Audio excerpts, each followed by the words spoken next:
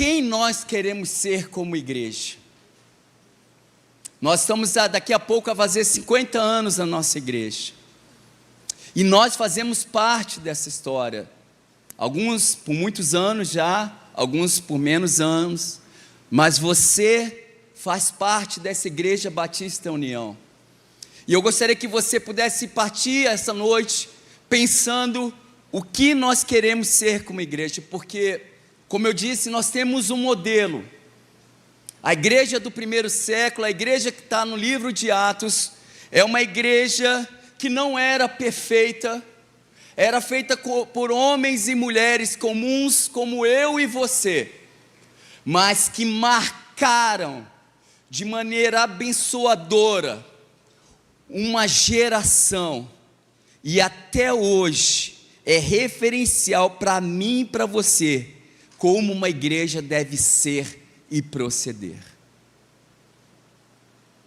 Atos narra a história da ação do Espírito Santo na igreja e através da igreja no mundo. Mas essa história não acabou.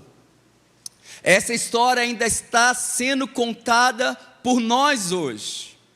O livro de Atos acaba no capítulo 28, mas a história, a ação do Espírito Santo, ela continua agindo através de mim, de você, até o dia que Jesus Cristo voltar. Você precisa entender que nós, como igreja, estamos participando da história da nossa cidade de Manaus. Estamos participando da história de Manacapuru, de Iranduba, no Ceará. Nós, como igreja, Deus tem usado através da ação do Espírito Santo em nossas vidas, para abençoar, para mudar a nossa comunidade, para mudar a vida de famílias, para restaurar casamentos, para restaurar a comunhão entre pais e filhos. E nós, como igreja, participamos disso. Projetos missionários, ação social, capelania, enfim, estamos escrevendo uma história viva e real, até que Cristo volte. Ele continua trabalhando em nós e através de nós. Nós precisamos partir desse ponto, porque quando eu leio o livro de Atos, no capítulo 1, e eu convido você a abrir a sua Bíblia, lá em Atos, capítulo 1, nós vamos ler até o versículo 8. Nós vamos ver que essa igreja do primeiro século, que marcou gerações, que é referencial até hoje para mim e para você, ela tinha alicerces fundamentais para viver diariamente uma vida de ação poderosa de Deus através deles. Atos, no capítulo 1, versículo 1 diz: fiz o primeiro tratado, ó Teófilo, acerca de tudo que Jesus começou, não só a fazer, mas ensinar, até o dia que foi recebido em cima, depois de ter dado mandamentos pelo Espírito Santo aos apóstolos que escolheram, aos que também, depois de ter padecido, se apresentou vivo, com muitas provas infalíveis, sendo visto por eles por espaço de 40 dias, e falando das coisas concernentes do reino de Deus, e estando com eles, determinando-lhes que não se ausentasse de Jerusalém, mas que esperasse a promessa do Pai, que disse: que ele de mim ouvistes. Porque, na verdade, João Batista batizou com água, mas vós sereis batizados com o Espírito Santo, não muito depois desses dias. Aqueles, pois, que se haviam reunido, perguntaram, dizendo: Senhor, restaurarás tu neste tempo o reino de Israel? E disse-lhes: não vos pertence saber os tempos, as estações, o Pai estabeleceu pelo seu próprio poder. Mas fique atento ao versículo 8 agora. Mas recebereis o poder do Espírito Espírito Santo, que há de vir sobre vós, e ser-me-eis testemunhas, tanto em Jerusalém, como em toda a Judéia, Samaria, e até os confins da terra. Nesses versículos, meus irmãos, eu creio que esses alicerces estão aqui firmados, e que eles devem ser os mesmos até hoje, praticados e observados por nós como igreja. Nós vamos aprender hoje quais são os alicerces, que são essas 3 características que a igreja do primeiro século, a igreja primitiva, começou a sua ação em Jerusalém, e em 30 anos conquistou e falou de Jesus para todos os lugares conhecidos na época. Esse é o chamado nosso, e nós precisamos entender que para vivermos isso, nós precisamos sermos alicerçados em algo. A nossa fé necessita ser alicerçada, porque senão nós iremos, os nossos pensamentos serão levados por qualquer vento de doutrina, nós seremos levados por qualquer moda que toda hora é colocada nas igrejas. É igreja desse jeito, é igreja daquele, mas eu creio, queridos, nós temos um referencial, uma igreja que era pujante, que era ousada, que agia conforme o poder de Deus, e é esse alicerce que precisa estar cada dia mais fundamentado nesta igreja, na minha vida e na sua. 3 alicerces que é da fé cristã, alicerces da igreja primitiva. O primeiro que eu vejo aqui no versículo, e ele está do versículo 1 a 3, é que a igreja primitiva sabia muito bem qual era a pessoa principal da igreja. Nós vemos aqui no versículo que Lucas, do versículo 1 ao 3, ele deixa claro: tudo na igreja deve girar em torno de Jesus. Nós precisamos entender que Jesus é o cabeça da nossa igreja, e nós somos um corpo bem ajustados, cada um agindo naquilo que Deus o chamou para agir, ser servo e trabalhar neste corpo, mas sempre lembrando, Ele é o nosso cabeça. Efésios, no capítulo 1, versículo 22 diz: e sujeitou todas as coisas debaixo dos seus pés, dos pés de Cristo, para ser o cabeça sobre todas as coisas, o deu à igreja. Cristo é a pessoa principal da nossa igreja. Amém? Nós precisamos firmar esse alicerce na nossa vida cristã. Jesus deve ser a pessoa mais importante na teoria e na prática. Tudo que nós formos fazer nessa igreja tem que ser conforme a vontade do cabeça. Se nós vamos evangelizar, como nós fizemos ontem ali na arena, foi debaixo de oração, foi o Espírito de Deus que determinou, direcionou, tem chamado jovens nessa igreja. Se Deus tem te colocado aqui, saiba, Deus quer que você sirva a Ele no reino dEle, porque Ele tem o controle de todas as coisas, e Ele te chamou para fazer parte desse reino, e tudo nós devemos submeter. Cada vírgula dessa igreja, cada ação dessa igreja, cada reunião dessa igreja, cada culto dessa igreja, cada cantata dessa igreja, cada ação, todas elas devem se submeter ao cabeça, que é o Cristo. Acima de mim, como pastor de jovens, quem sou eu se eu não me submeter àquele que deve reinar na vida dos jovens dessa igreja? Por isso eu digo a você, a igreja precisa entender que quando nós colocamos tudo, quando colocamos Ele à frente, o Cristo está sempre acima e à frente de todas as coisas que a igreja faz. Amém? Nós vemos aqui que o versículo de 1 a 3, ele fala que ele ensinou e do que ele fez. Em uma igreja onde Cristo é a pessoa central, há um interesse genuíno na pessoa e na obra de Cristo. Nós estamos mais interessados em ter comunhão com Ele. É bom termos comunhão com os irmãos, é bom amarmos o nosso pastor, é bom respeitarmos os nossos líderes, mas nós precisamos lembrar que quando nós temos a pessoa de Jesus como principal nas nossas vidas, pode faltar eu, pode faltar o pastor Rodrigo, pode faltar o pastor Moisés, mas ele nunca faltará para a sua igreja.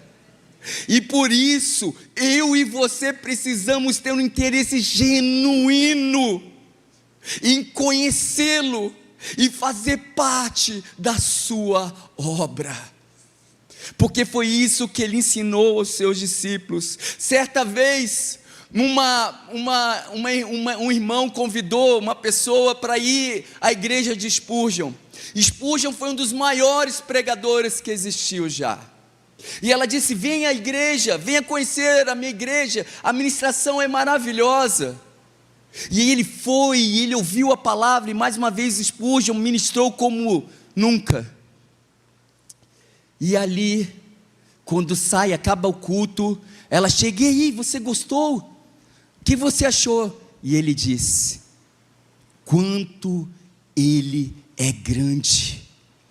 E ela falou: eu disse a você, o meu pastor prega muito. Aí ele falou: não estou falando do seu pastor, eu estou falando do Cristo que ele pregou.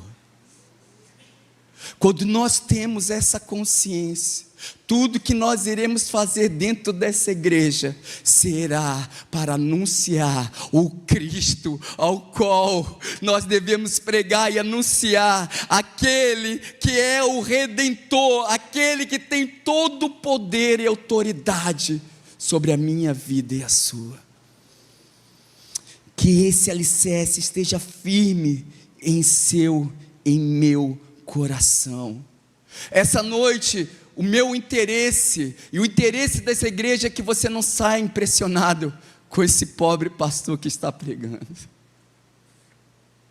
mas que você saia impressionado com o Cristo que eu estou pregando nesta noite.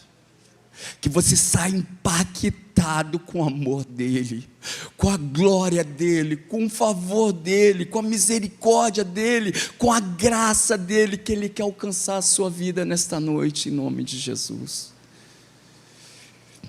A segunda coisa que eu vejo, e que eu encontro, o segundo alicerce que essa igreja praticava e tinha plena convicção, está no versículo 4 e 5, e ela fala sobre um poder, e esse poder é o Espírito Santo. Porque ele diz lá: porque na verdade João Batista batizou com água, mas vós sereis batizados com o Espírito Santo. Não muito depois destes dias, no 5. 50 dias depois da ressurreição de Jesus, o Espírito Santo veio e tomou a vida da igreja. Pedro começou a pregar, e o seu primeiro sermão, ele estava imbuído, encharcado da presença, do poder do Espírito Santo. E aí as pessoas ali ouvindo Pedro pregando, falando da vida de Jesus, falando do que Jesus tinha feito, eles se sentiram compungidos. E compungidos, meus irmãos, literalmente quer dizer, é como se alguém pegasse um punhal e ali atravessasse o seu coração. É como se aquilo que Pedro estava pregando naquele lugar tomado pelo poder do Espírito Santo, entrasse no coração de cada uma daquelas pessoas. De cada uma daquelas pessoas. E eu creio que nessa noite, meus irmãos, o mesmo poder que operava ali naquela pregação de Pedro, é o mesmo poder que está operando aqui no coração de cada um de vocês. Está compungindo a mim e a você. Ele está entrando aonde somente Ele pode entrar, aonde somente Ele pode alcançar, para nos compungir, para nos sentirmos completamente constrangidos com tamanha revelação da palavra de Deus. Toda vez, meus irmãos, que nós ouvimos a palavra de Deus sob a ação do poder do Espírito Santo, nós podemos receber e sentir uma palavra de esperança, uma palavra que traga renovo, uma palavra que traga alegria.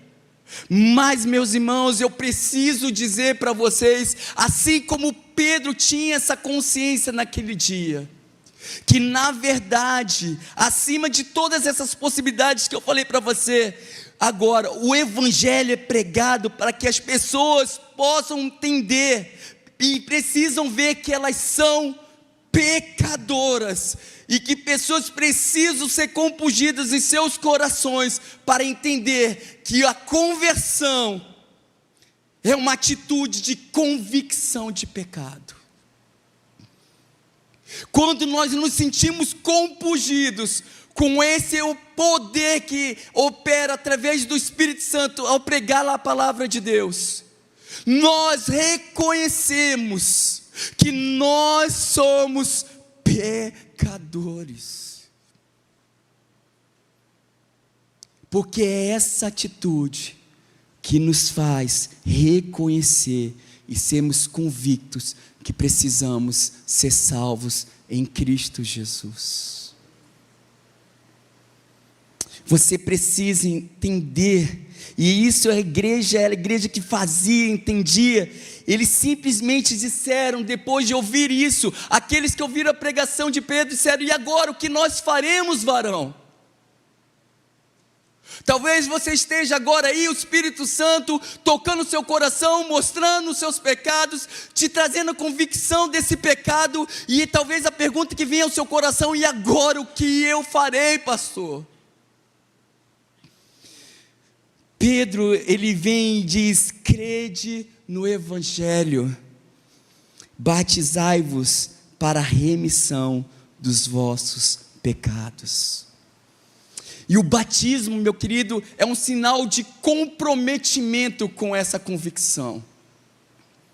O batismo é dizer para todos que eu fui compungido por esse poder, por essa graça, por esse amor, e eu agora desço as águas e me comprometo a viver conforme agrada aquele que anunciou a palavra de vida eterna para mim. Então, quando o Evangelho foi pregado sobre a unção do Espírito Santo, isso trouxe compulsão para as pessoas. Por isso que nós, como crentes, precisamos pedir e clamar que o Espírito Santo nos encha de tal maneira para falarmos de Jesus, para que quando nós falarmos no nome dEle, falarmos da obra dEle, falarmos da pessoa dEle, as pessoas sejam compungidas, alcançadas, possam ver que há só redenção nele, que só há salvação nele, e que ninguém pode ir ao Pai senão através de Cristo Jesus. Por isso, essa igreja, ela entendia, ela sabia que ela fora do Espírito, que ela fora sem estar sob poder do Espírito Santo, é mais do que falar sobre o Espírito Santo. Nós precisamos estar sob o Espírito Santo. Precisamos estar cheios do Espírito Santo. Porque, meus irmãos, fora do Espírito Santo não há igreja, não existe pregação, não existe poder, não existe proclamação, não existe transformação de vidas. É isso que a Bíblia diz, que Ele iria derramar o seu Espírito sobre nós, para que nós pudéssemos ser testemunhas em Jerusalém, em Judá, em Samaria e até os confins da terra. Você quer ter uma vida cheia do Espírito Santo? Você quer anunciar esse Deus através desse poder que Ele confiou à sua igreja? Clame, diga: Senhor, eu quero viver, eu quero estar debaixo, eu quero estar sob o poder do Teu Espírito. Amém? E isso fica claro, que o Espírito Santo, por nós reconhecemos a pessoa de Jesus como a principal da nossa igreja, de nós reconhecemos que nós precisamos estar sobre o poder do Espírito Santo. O versículo 6 e 8, e a gente já está partindo para finalizar, nos mostra que o terceiro ponto dessa palavra hoje, que o terceiro alicerce que nós precisamos trabalhar em nossas vidas como igreja é o propósito que nós temos, o propósito que foi confiado a cada um de nós como igreja. O versículo de 6 a 8 nos mostra qual é o maior propósito da nossa igreja. Vamos ler juntos. Aqueles, pois, que se haviam reunido, perguntaram dizendo: Senhor, restaurarás tu neste tempo o reino a Israel? E disse-lhes: não vos pertence saber os tempos ou as estações que o Pai estabeleceu pelo seu próprio poder. Mas veja bem o versículo 8: mas recebereis o poder do Espírito Santo, que há de vir sobre vós, e ser-me-eis testemunhas, e seremos as testemunhas, tanto em Jerusalém, como toda a Judeia, Samaria e até os confins da terra. Reconhecemos que Cristo é a pessoa principal da igreja. E por reconhecermos isso, Ele nos capacita com um poder que vem do seu Espírito. E tudo isso porque tem um propósito. E o propósito é eu e você testemunharmos Cristo aonde nós estivermos. Você tem testemunhado Cristo? As pessoas têm visto Cristo na sua vida? As pessoas têm reconhecido Cristo no seu agir, no seu falar? Nós temos visto nos jovens, e hoje, na aula passada, nós vimos que a primeira vez que os cristãos foram reconhecidos como cristãos foi em Antioquia. E o próprio povo, eles não saíram chegando: nós somos cristãos. O povo reconheceu cada um deles como cristãos, porque eles viviam isso, eles estavam alicerçados nessas premissas que nós estamos estudando, que nós estamos compartilhando nessa noite. Então nós temos um Salvador, nós temos um Espírito que nos enche de poder e autoridade, e nós temos um propósito do qual não devemos nos desviar. Proclamar o Evangelho da salvação, só a igreja de Jesus Cristo pode fazer. Só nós, como igreja do Jesus Cristo, podemos fazer. Esse é o nosso propósito. As organizações de caridade podem doar, podem ajudar nas calamidades que acontecem no nosso país, podem acabar com a fome de algumas pessoas, pode trazer consolo, afago, sustento, mas só a igreja de Jesus pode anunciar as boas novas em Cristo. E Ele te chamou para isso. Ele te chamou para isso. Ele te chamou para isso. Ele me chamou para isso. Quanto mais cheia do Espírito Santo uma igreja, mais essa igreja fala de Jesus. Você já percebeu isso na sua vida? Quanto mais você está cheio, sabe quando você está, exalando o bom perfume de Cristo, aonde vai? Você fala de Jesus. Você vê muito isso nos novos convertidos. Pessoas que foram alcançadas agora pela graça, que dizem que estão no primeiro amor, para falar de Jesus, fala ali, fala acolá. Eu lembro que no início da minha conversão, eu via pessoas falando de Jesus, eu chorava com a Vanessa, falava, eu quero um dia falar de Jesus como essa pessoa fala. Meus irmãos, ser cheio do Espírito Santo te leva a duas coisas: a amar a esse Jesus de tal maneira e adorar Ele com todo o seu coração, mas também te leva a um compromisso de proclamar o seu nome aonde você estiver. Amar Jesus e sentir um grande desejo de testemunhar dele. Você ama Jesus? Você ama Jesus? Testemunhe Ele. Testemunhe Ele no seu trabalho, testemunhe Ele na sua faculdade, na sua casa, na sua família, no trânsito, aonde você estiver, testemunhe aquele que você ama. Fale dele, anuncie Ele, compartilhe as maravilhas dele, diga o quanto ele é bom, o quanto ele é maravilhoso, o quanto ele é fiel, diga as obras maravilhosas que ele tem feito na sua vida. Não se cale de testemunhar aquele que te chamou para você amá-lo de maneira verdadeira, com todo o seu coração, com toda a sua força e com todo o seu entendimento. Nós fomos chamados para isso, nós somos essa igreja, nós temos que ter esse alicerce. O Espírito Santo quer encher a sua vida e a minha vida de tal maneira que você passe a ser uma pessoa impregnada de Jesus. As pessoas vejam Jesus em você, sintam a presença do Espírito Santo em você, do Cristo em você.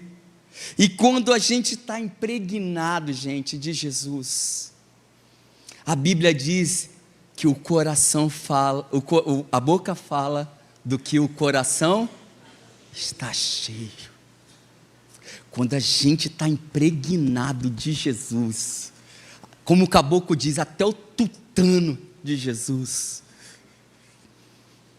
a gente fala de Jesus. Cara, a gente está passando por dificuldade, lutas em casa, sabe? A gente está ali buscando uma oportunidade de emprego, estudando para um concurso público, fazendo alguma coisa ou outra, a doença tem... Mas, cara, você está impregnado de Jesus, você está cheio do Espírito Santo em você, e você só quer falar dele. Meus irmãos, uma vez eu vi um missionário, que ele tinha todas as razões para falar as suas mazelas. Um homem que ficou por anos dentro de uma cova, ajoelhado, sendo humilhado, e acordavam ele toda vez que ele desmaiava de tanto apanhar, de tanta humilhação, em meio às fezes, das suas próprias fezes. Ele era acordado para ser ainda mais massacrado, porque ele era um missionário que pregava o amor de Jesus. E um dia libertaram esse homem. E a mulher dele depois testemunhou dizendo que ele nunca falou das experiências negativas que ele teve naquele lugar. Ele só falava daquilo que Cristo era na sua vida, o quanto ele era bom, o quanto ele era fiel, o quanto ele o guardou. E às vezes, queridos, qualquer coisa, às vezes abala a nossa fé, que nos impede de testemunhar quem Ele é na nossa vida. Abra a sua boca, testemunhe Cristo, mesmo diante de qualquer adversidade gigante que você enfrente. Ele é muito maior, Ele é mais digno, Ele é digno de ser adorado, engrandecido, seja qual for a circunstância que nós estamos passando em nossa vida. No dia, nas conversas, precisamos fluir mais desse Jesus. Eu espero que você e eu possamos passar a nossa vida inteira, queridos. Eu creio que eu fui e você fomos selados para a salvação.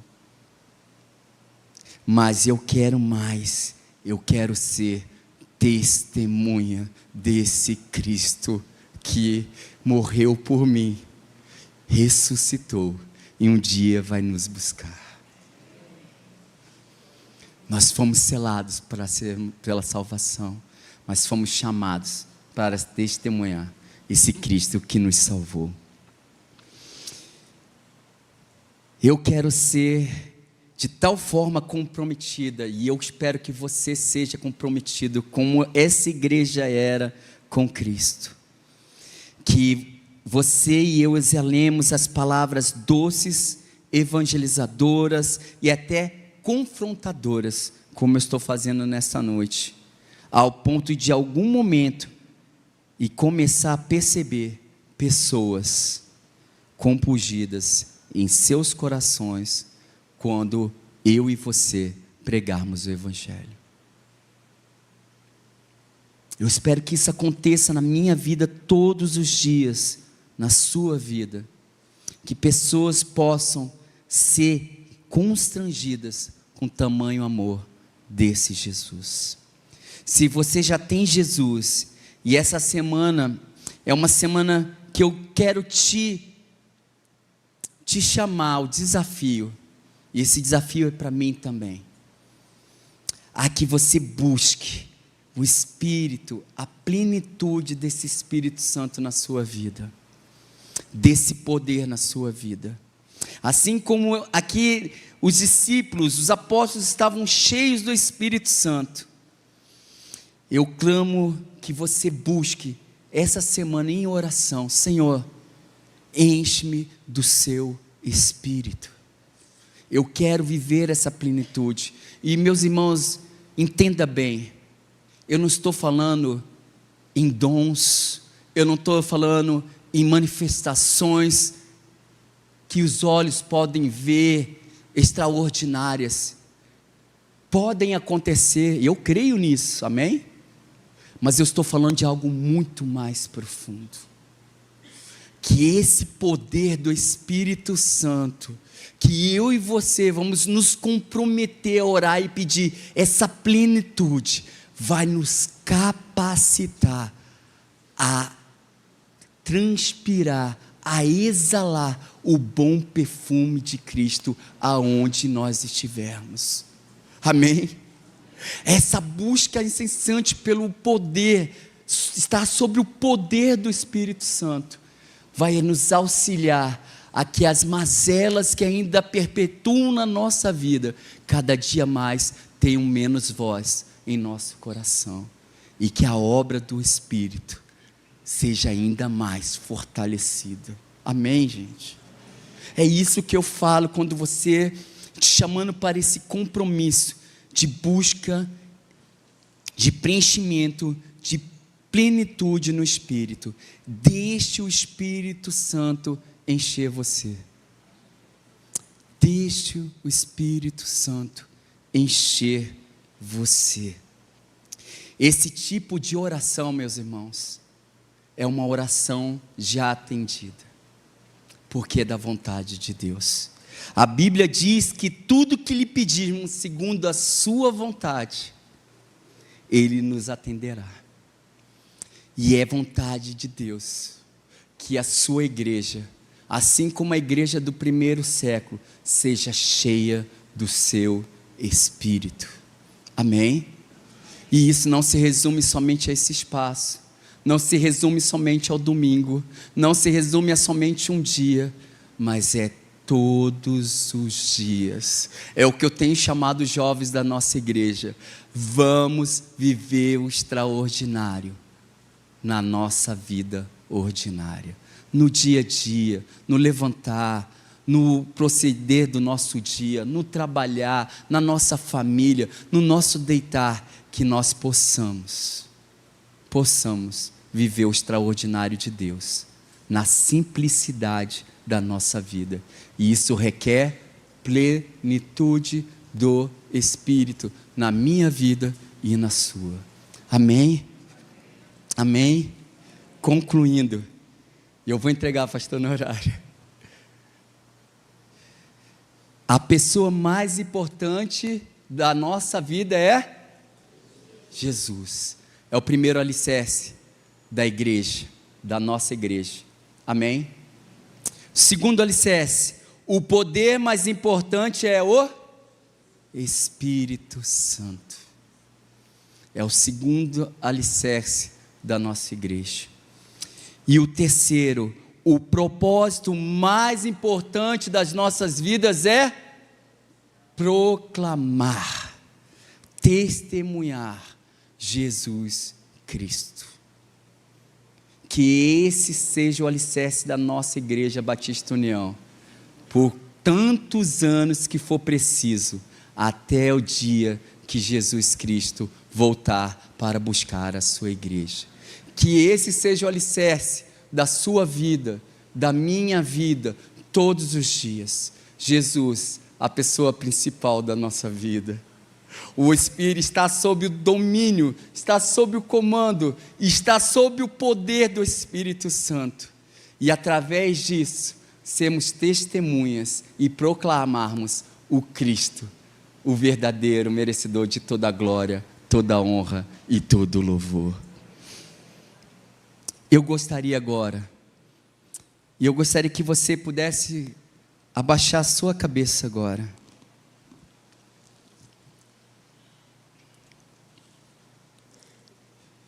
Eu espero que você tenha sido compungido nessa noite pelo Espírito Santo de Deus.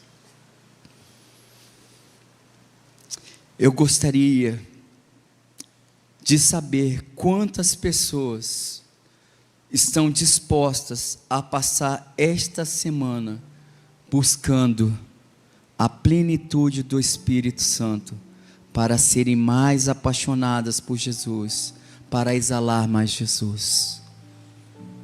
Quantas pessoas aqui, você pode levantar sua mão? Quantas pessoas aqui querem se comprometer nesta semana, buscar mais, orar mais, se derramar mais, renunciar mais, reconhecer mais a sua dependência desse Jesus Cristo, para ser mais apaixonado por Ele,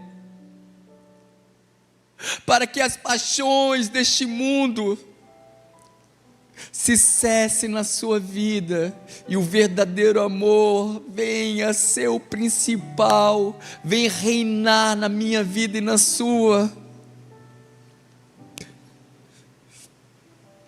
Para que as pessoas possam, através dessa decisão, querer saber que Jesus é esse que você tanto ama, que você tanto fala, que Jesus é esse que você crê.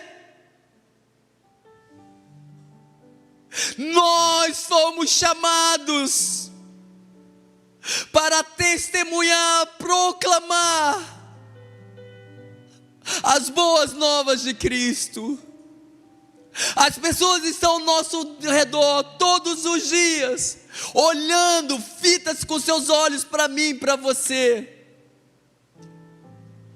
E Deus quer te usar para que elas possam ver o Cristo em você, verem o quanto você ama esse Cristo, o quanto Ele te ama, ver o quanto você ama falar dEle, estar na presença dEle, porque só assim, meus irmãos, nós iremos viver assim como a igreja primitiva, como a palavra de Deus disse. E a igreja ia caindo na graça daqueles que olhavam para o seu proceder, que olhavam para o seu viver, que olhavam pela sua conduta, que olhavam para a sua adoração, que olhavam para a sua vida, que olhavam para a sua comunhão. E a Bíblia diz que o Senhor ia acrescentando aqueles que deveriam ser salvos. Nós fazemos parte, nós estamos construindo essa história. Nós, a Igreja Batista União, eu e você, estamos construindo essa história. Nós vamos participar da transformação de vidas, de famílias, mudar histórias, cenários. Mesmo que o mundo esteja de cabeça para baixo, nós somos aqueles que anunciam as boas novas de Cristo. Eu queria orar por você agora, nesse último momento que eu tenho. Deus, nós estamos aqui, Pai, reunidos, Pai. Ouvimos a Tua palavra, Pai, e nós agradecemos porque mais uma vez o Senhor veio ao nosso encontro nessa noite, com a Sua graça, com o Seu amor. Mas também vem nos compungir nessa noite, vem alcançar o nosso coração como somente o Senhor pode alcançar. E nós nos reconhecemos como pecadores e dependentes de Ti, Senhor. Dependemos da Sua graça, da Sua misericórdia diariamente, mas há um desejo ardente em nossos corações, Pai, de ter cada dia mais o Senhor como a principal pessoa das nossas vidas. Há um desejo em nosso coração ardente para vivermos sob o poder do Teu Espírito.